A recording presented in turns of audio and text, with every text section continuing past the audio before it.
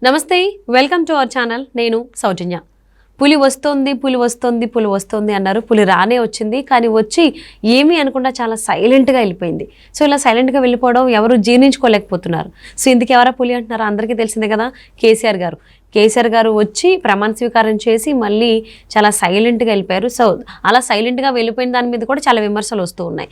So Congress దాన్ని టార్గెట్గా చేస్తుంది అన్నట్టు కూడా వార్తలు వినిపిస్తున్నాయి.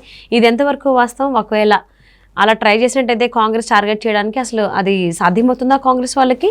మరి అంశానికి సంబంధించి మనతో మాట్లాడడానికి, వారి విశ్లేషణని మనతో పంచుకోవడానికి ఈరోజు మనతో పాటు ఉన్నారు సీనియర్ జర్నలిస్ట్ డివిఎస్ గారు ఉన్నారు. వారితో మాట్లాడదాం. నమస్తే అండి. నమస్తే.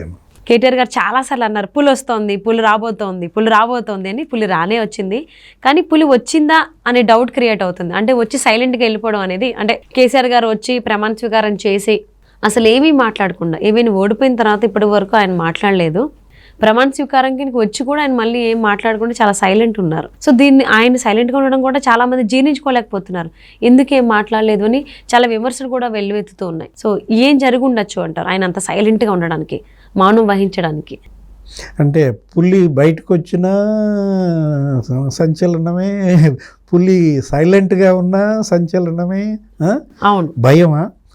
ఒక రకంగా పులి అంటే భయపడాల్సిందే. పులి అంటే ఎవరైనా భయపడాల్సిందే కదా. కాకపోతే పులి గర్జించినా భయపడతాం, పులి సైలెంట్గా ఉన్నా భయపడతాం. భయపెట్టేదే పులి. కాకపోతే రేవంత్ రెడ్డి లండన్ నుంచి అన్న మాటలు ఇప్పుడు క్వశ్చన్ వస్తాయి.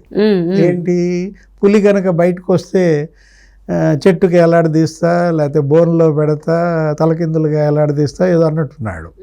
గుంత తీసి 100 అడుగుల లోపల కప్పెడతా. అంటే పులి ఎలా వచ్చింది? వాకింగ్ స్టిక్తో వచ్చింది. చేతిలో వాకింగ్ స్టిక్ ఉంది. ఇంకా పులి ఇంకా నిలబడలేదు, ఇంకా దృఢంగా మారలేదు. ఇంకా టైం ఉందన్నమాట. వాకర్ నుంచి వాకింగ్ స్టిక్ వచ్చింది. ఇక పులి పంజాబ్ విప్పే టైము త్వరలో ఉంది. కాకపోతే నువ్వు అనేది ఏంటంటే ఇంకెప్పుడు ఇప్పుద్దంటే పంజాబ్ పార్లమెంట్ ఎలక్షన్ వస్తుంది కదా, అది కొట్టేసేదో పంజాబ్తో ఇప్పుడు ఈ పార్లమెంటు ఎలక్షన్ లోపే కొడితే బీఆర్ఎస్ బయటపడుద్ది, లేకపోతే కష్టం అంటావు. ఇది ఏంటంటే ఈ మాటలు ఇవంత ఉపయోగపడేది కాదు, అది ఎవరికి మేలు చేసేది కాదు. ఈ పులి లేకపోతే నక్క, తోడేలు ఇలాంటి మాటల వల్ల ప్రజలకు దూరం అయ్యే అవకాశం ఉంది. హీరో వర్షిప్ అవసరమే. ఇంతకు ముందల్లా కేసీఆర్ను పులి అన్నారా? కేసీఆర్ నువ్వు పులి అనకపోయినా ప్రజల దృష్టిలో పులిగానే నిలబడ్డాడు. గర్వంగా రాష్ట్రం తెచ్చానని మరి 10 ఏళ్ళు రాజ్యం చేశాడు. ఇప్పుడు ఏంటి, ఇలాంటి పిచ్చి పిచ్చి మాటల వల్ల బీఆర్ఎస్, కేటీఆర్, కేసీఆర్ ప్రజలకు దూరం అయ్యే అవకాశం ఉంది. మనం చూసాం.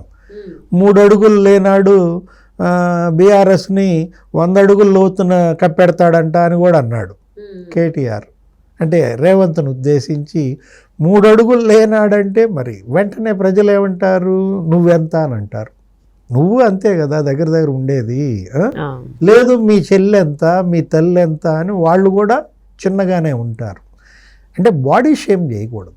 ఏది ఎవరినైనా సరే, ఇప్పుడు లోకేష్ని చేయకూడదు, రేవంత్ని చేయకూడదు. అది తప్పు అన్నమాట. దానివల్ల ఏమవుద్ది, రేవంత్కి ఇంకా సింపతి పెరుగుద్ది. అవును, బాడీ షేమింగ్ కానీ పర్సనల్ అటాకింగ్ అనేది కరెక్ట్ కాదు. అంతే కదా. ఇప్పుడు చంద్రబాబుని పర్సనల్ అటాకింగ్ వల్లే ఇవాళ జగన్ డిఫెన్స్లో పడ్డాడు. ఆయన జైల్లో వేయడం వల్ల అసలు పూర్తిగా అధపాతాళానికి వెళ్ళిపోయాడు. సానుభూతి వెల్లువెత్తుతుందన్నమాట. సేమ్ అదే తప్పులు వీళ్ళు చేశారు, ఆ తప్పులకు శిక్ష అనుభవించారు. ఇంకా ఇప్పటికీ అవే తప్పులు చేస్తే ప్రజలు ఎలా ఊరుకుంటారు? ఇప్పుడు రేవంత్ రెడ్డి విధానాలను క్రిటిసైజ్ చేయండి, తప్పులు ఉంటే కనుక బయట పెట్టేసి తూర్పారబట్టండి. అంతే తప్ప 3 అడుగులు లేనాడు మమ్మల్ని 100 అడుగుల లోతున కప్పెడతాడంట, 100 కిలోమీటర్ల స్పీడ్తో కారు వచ్చేస్తుంది, సర్వీసింగ్ అయిపోయింది అంటే షెడ్కి వెళ్ళిందని ఒప్పుకున్నట్టేగా. కారు షెడ్కి వెళ్ళిందని ఒప్పుకున్నట్టే కదా సర్వీసింగ్ అని అంటే. ఇప్పుడు ఏంటి, 3 అడుగులు లేనాడే మిమ్మల్ని 3 చెరువులు నీళ్లు తాగిచ్చాడు కదా. ఆ లెక్కను చూసుకుంటే, వాళ్ళ ప్రకారం చూసుకుంటే 3 చెరువులు నీళ్లు తాగారు. ఇంకా ఆల్రెడీ ఒక 30-300 చెరువులో నీళ్లు రెడీ చేశాడంట.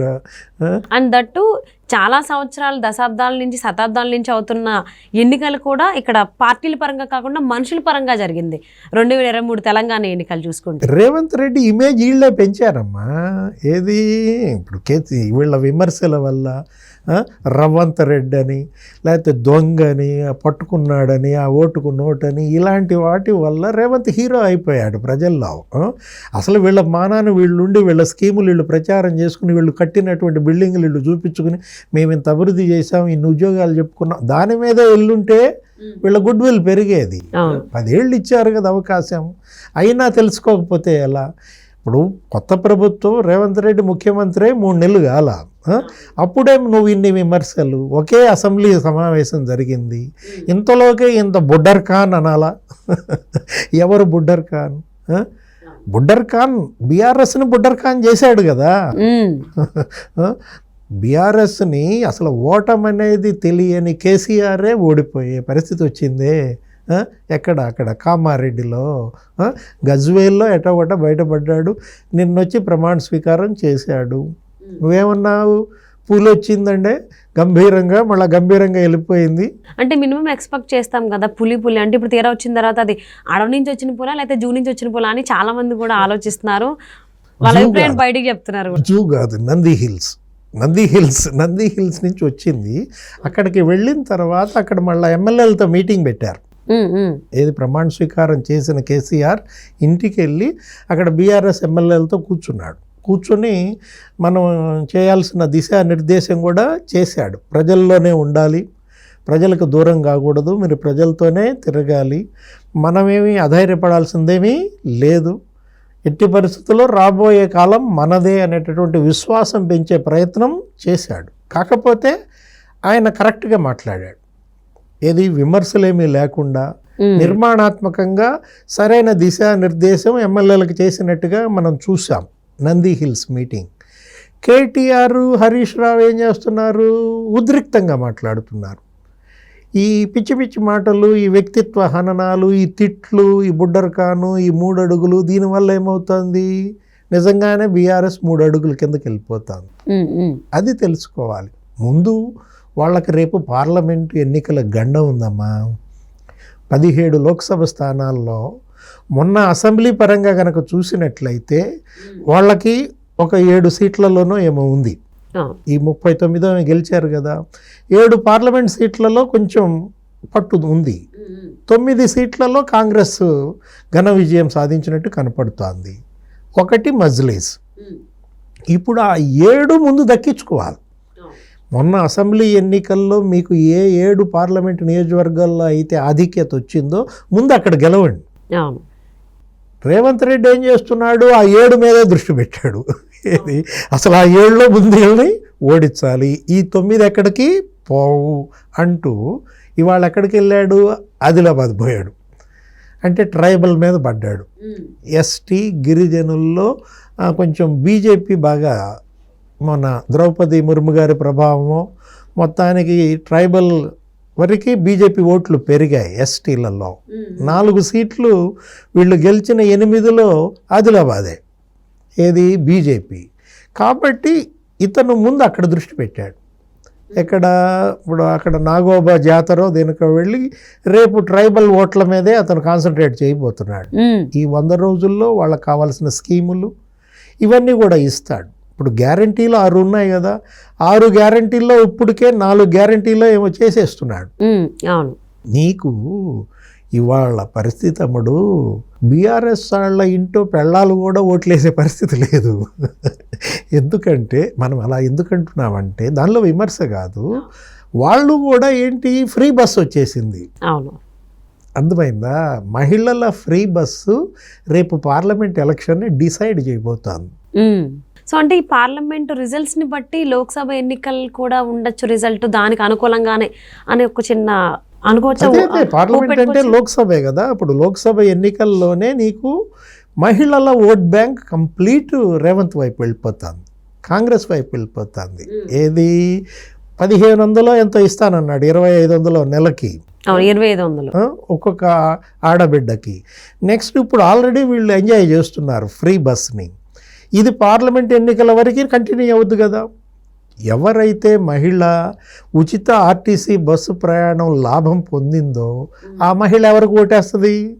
అల్టిమేట్గా వాళ్ళ ఆయన బీఆర్ఎస్కి ఏమన్నా సైలెంట్కి వెళ్ళి కాంగ్రెస్కు నొక్కి వచ్చేస్తుంది. అంత లబ్ధి చేకూరినప్పుడు ఉచిత ఆర్టీసీ బస్సు ప్రయాణమే మహిళలే రేపు కాంగ్రెస్ పార్టీ 14-15 సీట్లలో లోక్సభ గెలిపించే పరిస్థితులు ఉన్నాయి. దీన్ని బీఆర్ఎస్ అడ్రస్ చేయాలి. అవును. ఏ విధంగా దీన్ని రివర్స్ చేయగలం, కాంగ్రెస్కి దీన్ని ఎలా వ్యతిరేకంగా మార్చగలం, మహిళా ఓట్ బ్యాంక్ ఎలా పెంచుకోగలం అనే దానిపైన కేటీఆర్, హరీష్ రావు దృష్టి పెట్టాలి. అంతే తప్ప ఇలాంటి బుడ్డర్ ఖాన్ 3 అడుగులు ఇలాంటి మాటల వల్ల వాళ్ళ గొయ్యి వాళ్ళు దవ్వుకున్నట్టు. అవును. సో మరి కేసీఆర్ గారు అయితే బయటకు వచ్చారు, ప్రమాణ స్వీకారం చేసి వాళ్ళ మంత్రులకి వాళ్ళకి అందరికీ కూడా నాయకులకి ఏం చేయాలి ఎలాగని దిశానిర్దేశం చేసి వెళ్ళిపోయారు.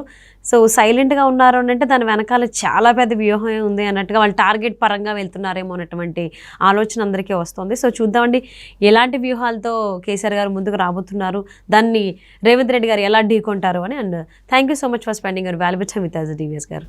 నమస్తే.